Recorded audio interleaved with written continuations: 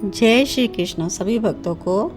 आइए, आप सभी का स्वागत है कृष्णा डिवोशन चैनल पर। और हम सभी भगवान की कथा लिसन कर रहे हैं। और भगवान की कथा में हम सभी जान रहे हैं कि भगवान की 8 पत्नियां, जो मेन पत्नियां हैं, वो कौन थीं।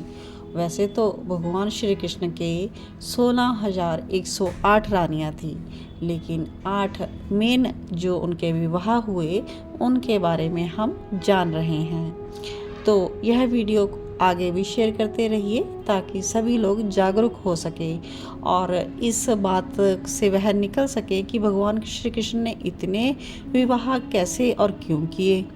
तो बहुत ही प्यारी लीला कथा होती है भगवान की, और यह जानना चाहिए कि ऐसा क्यों हुआ था।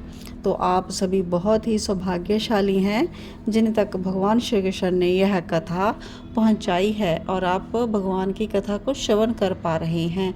तो भगवान की आप सभी पर बहुत ही अनुकंपा कृपा है।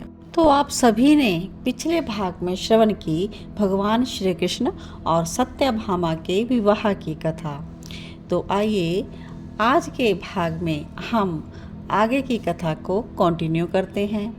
आइए जानते हैं कि सत्यभामा से विवाह करके क्या श्री कृष्ण उस मणि को साथ में ले गए या क्या हुआ।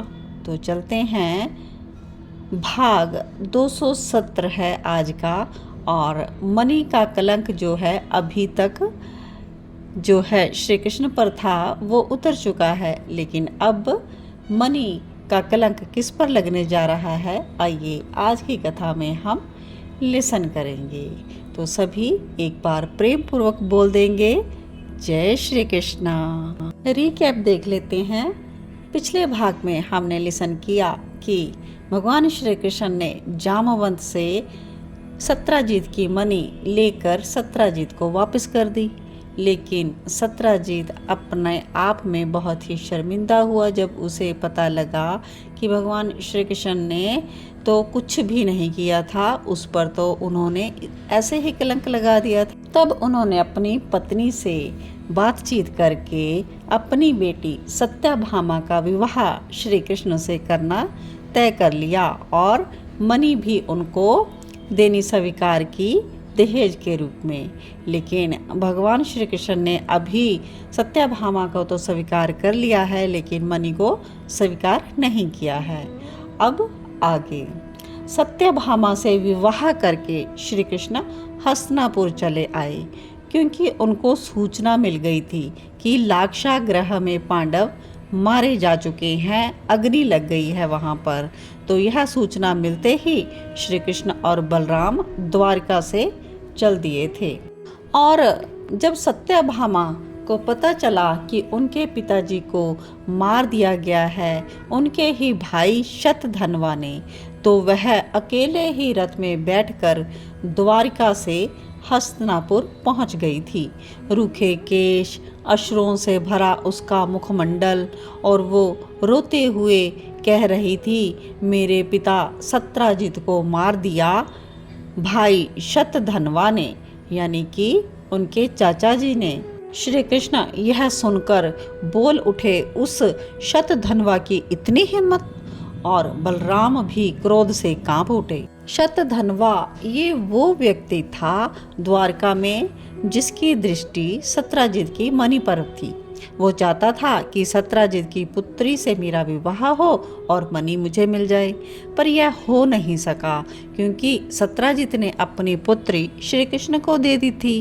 तो इस बात से वह अत्यंत ही क्रोधित था, और साथ ही साथ उसका जो विवेक था वो भी मर चुका था। शतधन्वा को अक्रूर ने प्रेरित कर दिया कि मणि को तुम सत्यजीत से ले लो, छीन लो, उससे चुरा लो। तो उद्धव और विदुर जी का यह संवाद है, और विदुर जी ने प्रश्न किया कि अक्रूर जैसे ज्ञानी पुरुष ने ऐसा क्यों किया, क्यों प्रेरित किया उसने शतधन्वा को। तो यह है अर्थ अनर्थ का कारण होता है, तो ये बात आप समझते ही हैं। तो 8 भार जो स्वर्ण देने वाली मणि थी वह तो किसी की भी बुद्धि भ्रष्ट कर सकती थी, अक्रूर ने उकसाया शतधन्वा को कि बहुत ही सही अवसर है, क्योंकि श्री कृष्ण इस समय हस्तिनापुर गए हुए हैं, तुम मणि चुरा लो। तो शतधन्वा गया, पर वो मणि चुरा ना सका। सत्यजित सावधान था, इतनी कीमती मणि उसने बहुत ही सावधानी से रखी थी। यह देखकर शतधन्वा ने क्या किया, सत्यजित के ऊपर तलवार से वार कर दिया। अब वार इतना तीव्र था कि सत्यजित की उसी समय मृत्यु हो गई। शतधन्वा ने मणि ली और चला आया।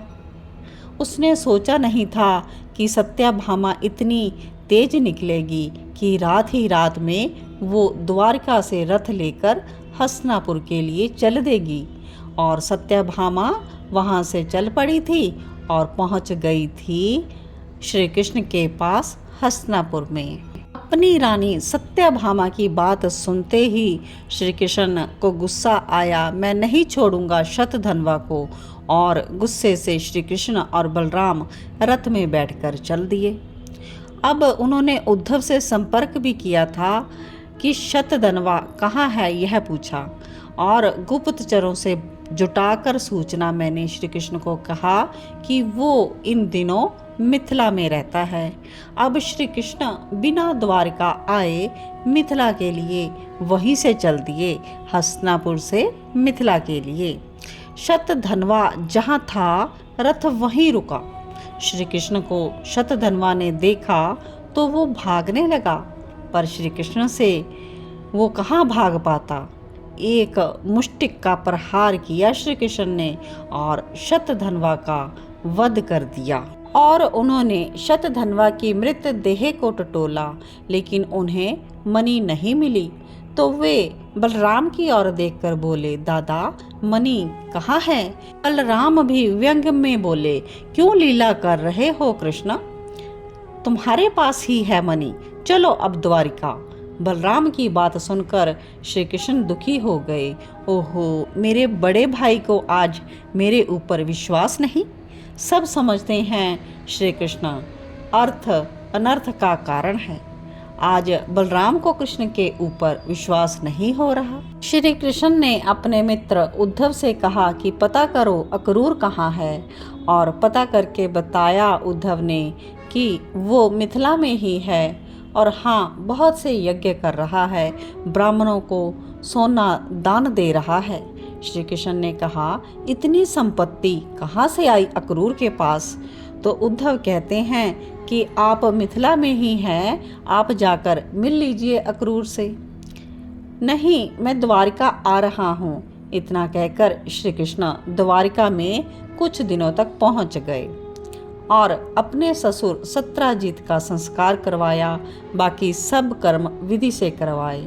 जब सारे कर्म कांड संपन्न हो गए, तब उद्धव को बुलाया और कहा कि अक्रूर को मिथिला से बुलवा कर लाओ। और उद्धव ने अक्रूर को बुलवाया गुप्तचर भेजकर। अक्रूर मान नहीं रहे थे, तब मैंने श्री कृष्ण का नाम लिया, तब वो आए द्वारिका। सभा लगी है, द्वारिका के समस्त सभासदगण वहाँ पर उपस्थित हैं। श्री कृष्ण ने बलराम को भी अपने साथ में ही रखा हुआ है। और अक्रूर जब सभा में प्रवेश करते हैं तो श्री कृष्ण उठकर स्वागत करते हैं, आओ काका। अक्रूर कुछ नहीं बोले, बस मुस्कुराए। काका बहुत यज्ञ कर रहे हो, व्यंग में बताया श्री कृष्ण ने। काका स्वर्ण की थाल में ब्राह्मण भोजन करते हैं और वो थाल ले जाते हैं अपने ही साथ। हाँ, अक्रूर ने कहा और थोड़े घबराए। वो मेरे पास स्वर्ण था ना, तो मैंने यज्ञ में लगा दिया। अक्रूर जैसे तैसे इतना ही बोल सके। आंखों में आंखें डालकर श्री कृष्ण ने अक्रूर से कहा, नाटक बंद करो काका, मणि दे दो मुझे पता है वो मणि आपके पास है, अगर नहीं दी तो मुझे निकालनी आती है। इतना कहा श्री कृष्ण ने अक्रूर से। और बलराम भी लज्जित हो गए, क्योंकि दादा आपको मेरे पास विश्वास नहीं हुआ था ना। बलराम असलियत जान चुके हैं, अब वो भी सिर झुकाए खड़े हैं। अक्रूर, मणि तुम ही रखो, ये मणि अच्छी नहीं है, सबको कलंक ही दे रही है। तो अक्रूर बहुत ही खुश हुए कि श्री कृष्ण ने भरी सभा में कह दिया, मणि आप रखो। और आगे कहा, पर मणि का जितना स्वर्ण होगा, जो वो नित्य स्वर्ण उत्पन्न करती है, वो नित्य तोलकर द्वारका के राजकोष में जमा कराना पड़ेगा, और अगर ऐसा नहीं किया तो आपको दंडित किया जाएगा। श्री कृष्ण ने अपना निर्णय सुना दिया। अक्रूर क्या करते, उन्हें बात माननी ही पड़ी। तो उद्धव ने यह कथा विदुर जी से कही कि तात अर्थ अनर्थ का कारण है, यानी कि उस मणि का जो स्वर्ण है, तो उसके लालच से कोई भी अनर्थ करने को तैयार हो जाता है। तो जिस कारण से जो भाई शतधन्वा ने अपने भाई का वध कर दिया सत्यजित का, और अक्रूर ने वह मणि ले ली, और उस मणि के लालच में वो अर्थ अनर्थ कर रहा था। तो आशा करती हूँ आज की कथा आप सभी ने लिसन पहले नहीं की होगी, और आज की कथा से आपको संपूर्ण स्यमंतक मणि का रहस्य पता लगा होगा।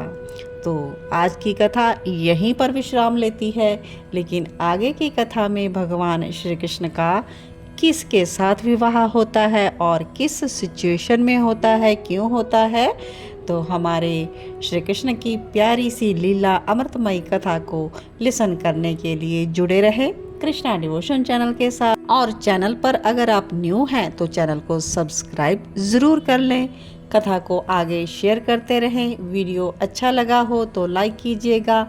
इस चैनल पर आपको बहुत से भक्ति के वीडियोस मिलेंगे, तुलसी महारानी की पूजा की विधि मिलेगी, शालिग्राम का पूजन, अन्य भक्ति के वीडियोस, फेस्टिवल्स का कथा इत्यादि सभी उपलब्ध होगा। तो आप सभी प्लेलिस्ट में जाएं और चेक करें, अपने अकॉर्डिंग अपना सब्जेक्ट सेलेक्ट करें और वीडियो देखें और अन्य लोगों तक भी शेयर करें। आप सभी को जय श्री कृष्णा।